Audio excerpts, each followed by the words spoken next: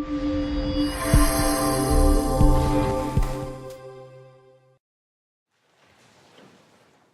us now pray. Eternal and all-loving God, in the reading of the Scripture, may your word be heard. In the meditations of our hearts, may your word be known. And in the faithfulness of our lives, may your word be shown. In Christ's holy name we pray. Amen. Our Old Testament lesson today is the 145th Psalm. I will extol you, my God and King, and bless your name forever and ever. Every day I will bless you and praise your name forever and ever. Great is the Lord and greatly to be praised. His greatness is unsearchable. One generation shall laud your works to another and shall declare your mighty acts. On the glorious splendor of your majesty and on your wondrous works I will meditate. The might of your awesome deeds shall be proclaimed, and I will declare your greatness. They shall celebrate the fame of your abundant goodness and shall sing aloud of your righteousness. The Lord is gracious and merciful, slow to anger and abounding in steadfast love. The Lord is good to all, and his compassion is over all that he has made. All your works shall give thanks to you, O Lord, and all your faithful shall bless you. They shall speak of the glory of your kingdom and tell of your power, to make known to all people your mighty deeds and the glorious splendor of your kingdom. Your kingdom is an everlasting kingdom, and your dominion endures throughout all generations. The Lord is faithful in all his words and gracious in all his deeds. The Lord upholds all who are falling and raises up all who are bowed down. The eyes of all look to you, and you give them their food in due season. You open your hand, satisfying the desire of every living thing. The Lord is just in all his ways and kind in all his doings. The Lord is near to all who call on him, to all who call on him in truth. He fulfills the desires of all who feel him, and he also hears their cry and saves them. The Lord watches over all who love him, but all the wicked he will destroy. My mouth will speak the praise of the Lord, and all flesh will bless his holy name forever and ever. And towards that, we hear it from 1 Corinthians chapter 11. Very familiar words in which Paul is reminding us of the way that the Lord's Supper has been instituted as our sacrament. And yet he does so in the context of some rebuke of the Corinthians for their practice of sharing in this sacrament and how they're missing the point at some level. So we read from 1 Corinthians chapter 11, starting at verse 17. Hear the word of God. Paul says, "Now in the following instructions I do not commend you. Because when you come together, it's not for the better, but for the worse. For to begin with, when you come together as a church, I hear that there are divisions among you. And to some extent, I believe it. Indeed, there have to be factions among you, for only so will it become clear who among you are genuine. When you come together, it's not really to eat the Lord's Supper, for when the time comes to eat, each of you goes ahead with your own supper. And one goes hungry and another becomes drunk. What? Do you not have homes to eat and drink in? Or do you show contempt for the church of God and humiliate those who have nothing? What should I say to you? Should I command you? In this matter I do not command you. For I received from the Lord what I also handed on to you, that the Lord Jesus, on the night when he was betrayed, took a hold of bread. And when he had given thanks, he broke it and said, 'This is my body that is for you. Do this in remembrance of me.' In the same way he took the cup also after supper, saying, 'This cup is the new covenant in my blood. Do this as often as you drink it in remembrance of me. For as often as you eat this bread and drink this cup, you proclaim the Lord's death until he comes.' This is the word of the Lord. Thanks be to God.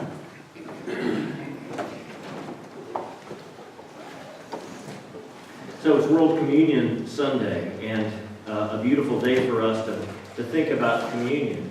And a little bit of a downer, perhaps, that we choose this passage to think about, but it's an important passage. If it's important for the Corinthians to know how to discern the body before you eat the meal, then it's as important, at least for us here, to learn and hear from the Lord about how to discern the body before we eat the meal. And particularly what we think is going on here, what the scholars and students who have studied this closely are surmising from the text, is that when the church was gathering in Corinth, it was gathering on the evening of the Lord's Day, right? But that day, unlike our Sunday here, that day, that Lord's Day, that first day of the week in the Roman Empire wasn't a holiday. It wasn't a day off. There wasn't a weekend. And so that some people who had jobs were coming home from work and then going to the place where the church was gathering, somebody else's home, right? And then other people who didn't have jobs, maybe they were more well-to-do. They didn't need to work, or if they did work, they didn't need to work as long, or if they did work as long, at least they were freer to leave when they could. Anyway, those folks got to the house where the church was gathering earlier. And so the folks who started, who got there earlier, it appears, were starting to eat communion and share in this sacrament. Eat the bread and drink the wine before other people even had gotten there. How would that have felt if you had come to church today and we were cleaning up, right? I don't know that I like that very much, right? And that's exactly how it felt to those people. Some, I guess, they were coming and out of the abundance of what people brought early, they were eating and drinking, and maybe they were having more than one glass of wine, who knows?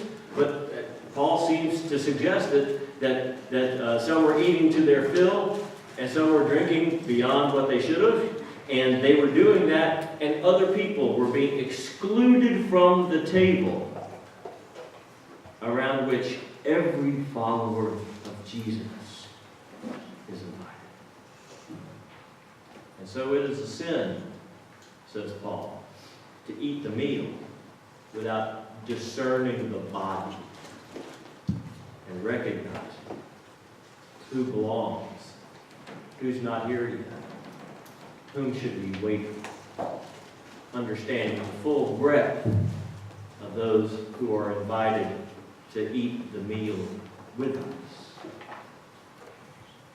And so that's a perfect text, I think, for World Communion Sunday.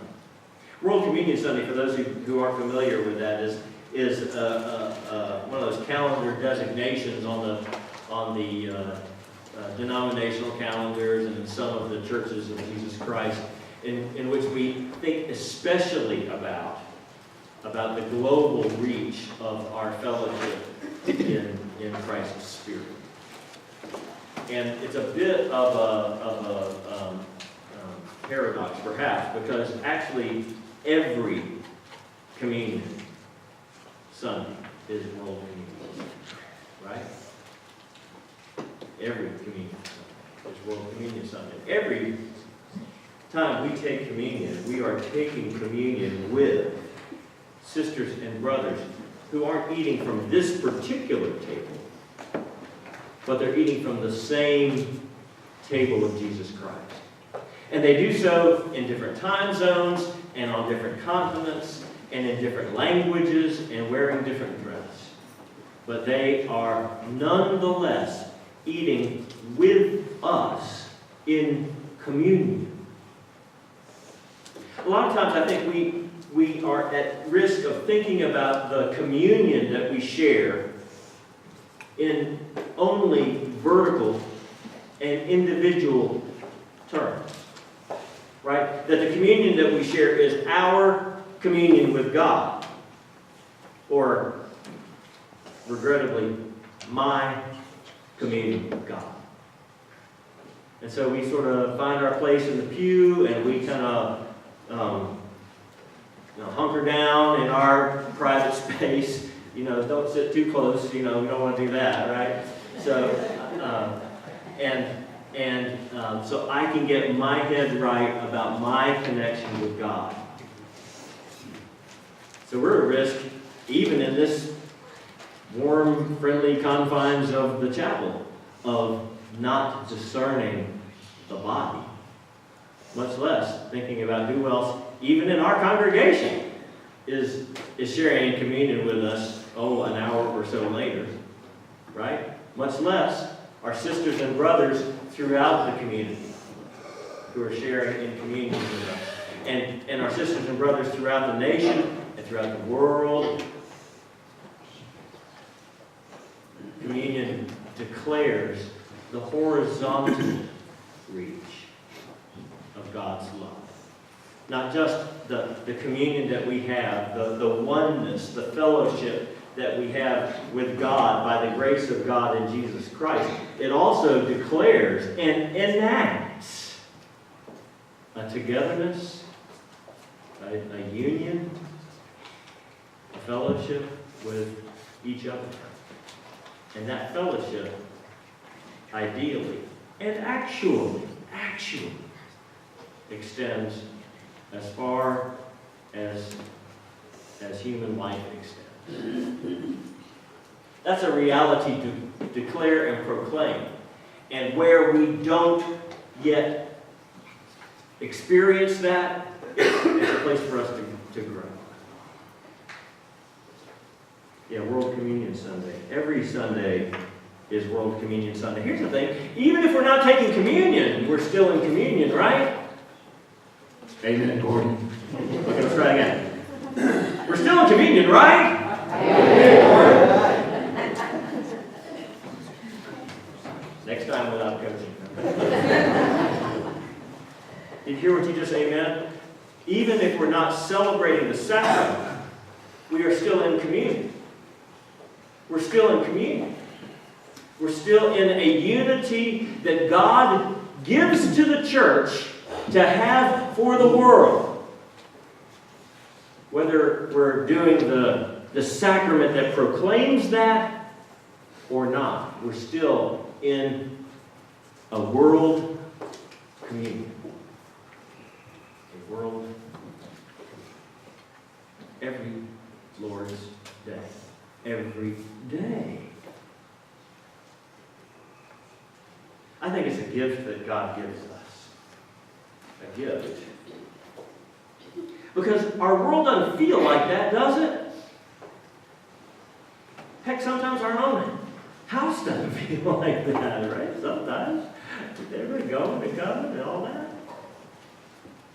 So world communion, or communion at all, proclaims that God is doing a work which becomes a gift for us to receive for ourselves communion with God and to share with others communion, that same God communion with others. And where our world doesn't feel like that yet, that's the church's call to address. I don't know that we can address it until we claim the gift for ourselves and acknowledge the work that's to be done, right? I don't know that we can do so unless we recognize that the world as we experience it is not yet where God wants it to be, and until we believe that the church has been given the unique capacity to extend and proclaim God's love, to bridge the divides, to span the chasm, and to overcome the differences that separate people from each other, and in our separation from each other that separate us from God.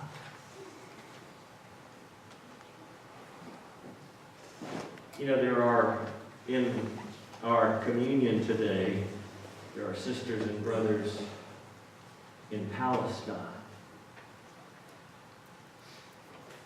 Right? Palestinian Christians. There are Arab Christians. There are North Korean Christians. There are Syrian Christians who are at table with us today.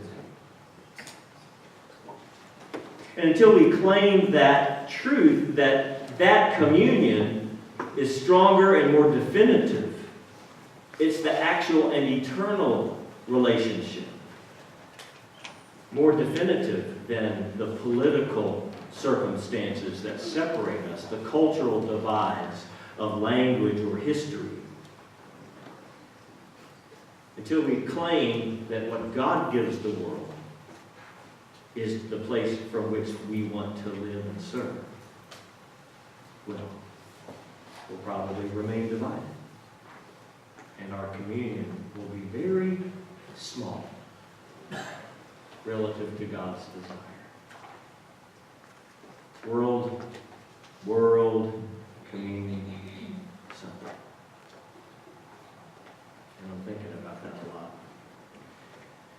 Those of you who know me know I am a word geek. And those of you who don't know me, let me introduce myself. I am a word geek. One of the words I love is the word that the New Testament often uses for world. In the Greek, the word is oikoumene. Except that word is the word from which we get the English word ecumenical, right? So when we talk about the ecumenical movement or the church ecumenical, we're talking about the world-reaching church, right? And what I love about that word is that it is related. You can tell it in the original language. You can tell it. It's related to the word for house, for home, for home. And in the same way that your home is your inhabited place, so is the whole inhabited world, I think, one big home place for God.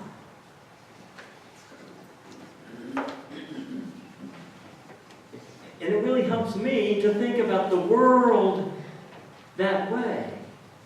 Because if that's the case, if the world is God's home place, and we, the children of God, are the family of God, that means that the people who are worshiping today in Burkina Faso or in Indonesia, well, those are my siblings in the family of God. And what cultural differences separate us, and what actual political problems keep us looking suspiciously at each other, those are not the ultimate truth about us. Because we are at table together in the household of God. And it really, really helps me.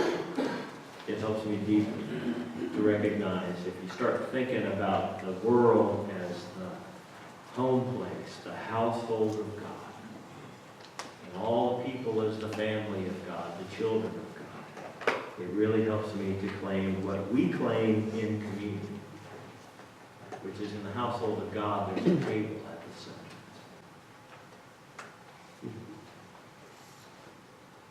It's a table. Doesn't have to be. There could be a drive-through window, you know. You know about the most pitiful thing in the world is if you're traveling somewhere through town in the middle of the day and you see somebody who's sitting in his or her automobile alone eating fast food. Oh Lord, that sounds like a country song.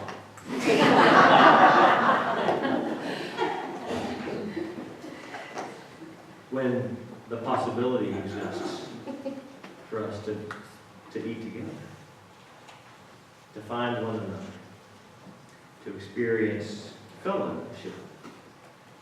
That's what God wants. That's what God wants. That's why so much of what Jesus proclaims in his miraculous deeds, in his parables, are stories of the table. Jesus says that when the kingdom comes, the people will come from north and from south and from east and from west to sit at God's table in the heavenly kingdom. Won't that be something? People coming from all over the globe, from every land and tribe and tongue, to sit at table, not to line up, not to stand around, but to sit together and to share in the bounty of what God offers us so freely. See, that's the thing about the table. If you think about that, the table at the center of God's home place, God's house, then we recognize that there is an abundance there. And that abundance really challenges me in my stinginess. Because if God will serve me as freely and generously and graciously as God does, and who am I to withhold those same blessings to others, as my sisters and brothers, the same family who are in need? The abundance of God's table teaches me a thing or two in my stinginess. And the welcome, that's the other thing. The welcome. It's a big, big table in a big, big house.